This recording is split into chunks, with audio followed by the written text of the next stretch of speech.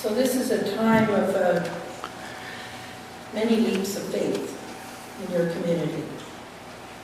And a time for leaps of faith for me to join you in this. So hold on while I get this on. I think it goes this way, right? So yes, we are embarking on this journey. And it's a journey of faith. I had some ideas of what I wanted to say with you to you this Sunday, and fascinated me. I went out to the office and said to Sharon, I love when this happens. You know, you read the scripture after you've got an idea. And there it is. So just to repeat, faith is the assurance of things we hope for, and faith in those things we cannot see. It can be both exciting and scary to take these first steps, but we count on our faith being stronger than our fears. We trust that we will be okay, that we will be able to learn to trust others, to trust ourselves, and to trust God.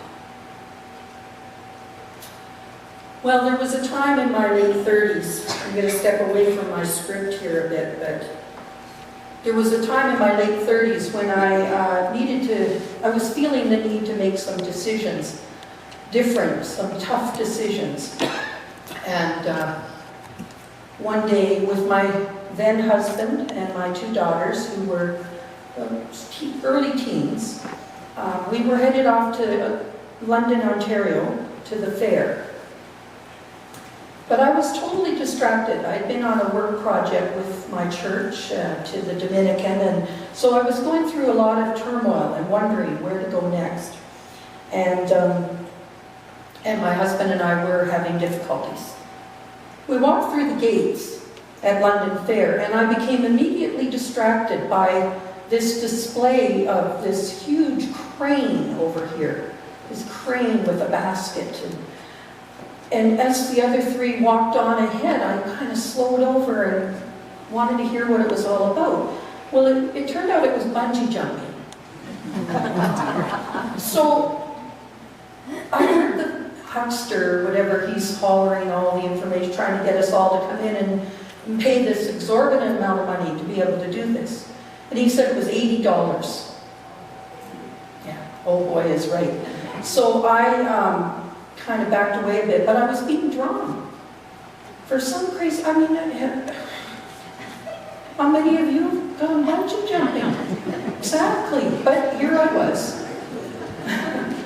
So I decided I can't afford $80. So I started to walk away and they said, there's a sale. Well, that was the end of me. If there's a sale, I have to be crazy to miss out on it. So not only is it now $40, but they'll throw in the video. I do have the video, but it's in Edmonton. And they'll give you a t-shirt. So I can't pass this up. Now, people were in the crowd were anxious for some person to do this, and they rarely had a woman try. So that's why they gave me the sale. They could see that I was hanging on to the edge and thinking of doing this, and they said the magic words. And so I've decided that I could try this. And if I got up in that cage, up to the top, and I changed my mind, I said to them, you will bring me back down if I change my mind. And they promised me they would. So, my oldest daughter headed off into the depths of the crowd, totally embarrassed. Totally. Just, oh, mother. My youngest daughter was excited to go up in the cage with me. So they put the harness on, and the bungee cord came out this way, and we went up in the cage, and my youngest daughter was, oh, I wish I could do it, I'm not old enough. And I'm going, oh yes, I wish you could do it too. So I got to the top, and they said, okay, move to the edge. There's no opening there, so you move to the edge. And they said, don't look down, but of course I was already looking down. And I kept thinking, no, if you could do this, you know, all those tough decisions that you're facing. But then I went back, and they wanted me to let go. They wanted me to let go. How many of you have found it easy to let go and let God? I mean, just go like this, they said. Just fall forward. And I said, I can't do it. I cannot do this. Take me back down. Take me back. No, you can't talk me into it. Take me back down. The crowd was booing. As so nice people, so many nice people are, they were booing because they'd been counting down and they wanted to see a woman do this. And I felt dared. I felt like it was something I needed to do. But I thought, you know, how many of you people are up here in this cage with this harness on you? You know, I at least did this much. So no harm, you know, I'm not ashamed. In a way, I went back down. On the way down, they talked to me about if I wanted to try again, they would put the harness on the back. So then I could just go like this and fall backwards. So I said, well, okay, if you'll take me up. I mean, if you'll take me up there, but if I don't want to, you'll bring me back down. So they said, I have to get rid of this thing. I don't know how. It's just, it needs a long enough one to go on the ground, I think. Okay. So, that didn't work. So, they took me back up. I had this on the back, and they said, okay, now turn around. And the fellow that was there helping me, so I won't turn around, because I'm likely to fall. He held my hands, so I'm hanging over the edge. He said, back up a little bit more, so I got my toes curled right around like that. And he started slipping his hands to my fingertips. And I said, if you let go, now I can't say what I said. But he held on to my fingertips until I was ready. And I let go. It was amazing. It was amazing. I can't tell you what I said. I can't tell you what I thought it was like. But it was exciting. And it was wonderful. And I did it. And I did it at a time in my life when I needed something to shake me up. To let me free. My youngest daughter was just so proud of me. My oldest daughter kept going, oh, Mom. But she got over that when I got back to the bottom. And everyone seemed to be proud of me for doing that. And the hecklers stopped heckling, and everybody was thrilled with me. And I got the video, and if I can get it here sometime, you can see it to prove, because I'm not sure everybody believes that I did it without some kind of proof. I went on from that time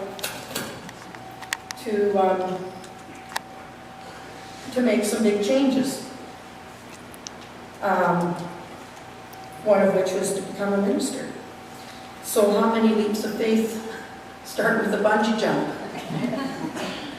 I'm not sure. Our scripture today reminds us of God's call. The call to us to trust in faith in things we cannot see. To proceed by faith to actions and convictions, trusting that we are not alone.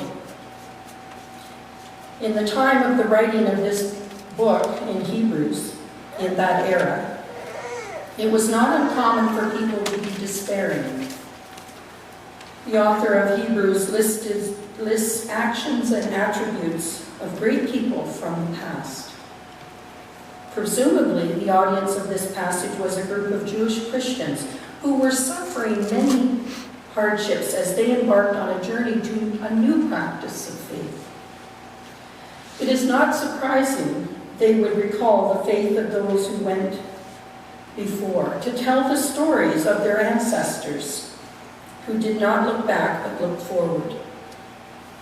Each new generation has a responsibility to not only honor and uphold our history, but to be open to bringing the message to each new generation in meaningful and understandable ways. And we find that by faith, God calls us to focus on what was and is to come, and to take those leaps of faith towards right relations.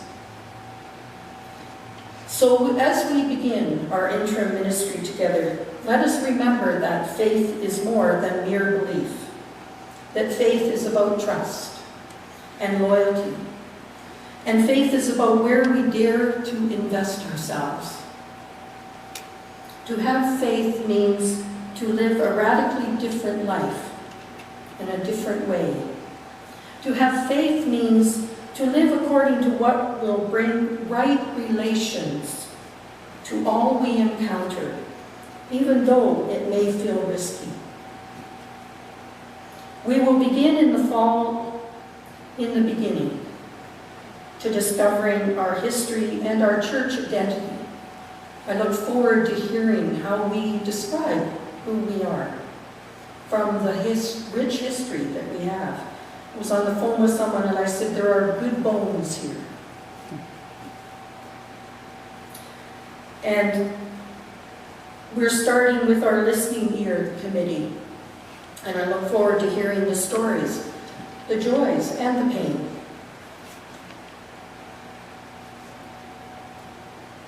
I wanted to use roots and blues.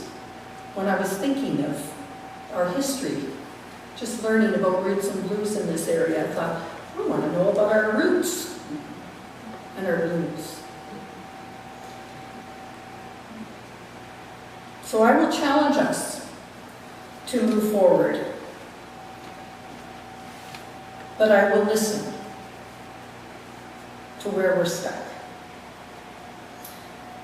And we will be open to letting go of old ways and embrace new faith practices or ways of being. I will sit with you if you need to cry or to be angry, laugh, or tell jokes. And I thank you for this opportunity to share this ministry with you. And I trust that you will be open to the processes as they unfold.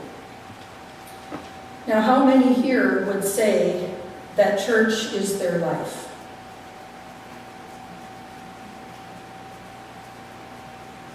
Well, for many, it becomes all-consuming, and our relationships grow out of this community. It is important to remember what my former mentor, Dr. Tom Faulkner, said when he arrived as the new president of St. Andrews and St. Stephen's College.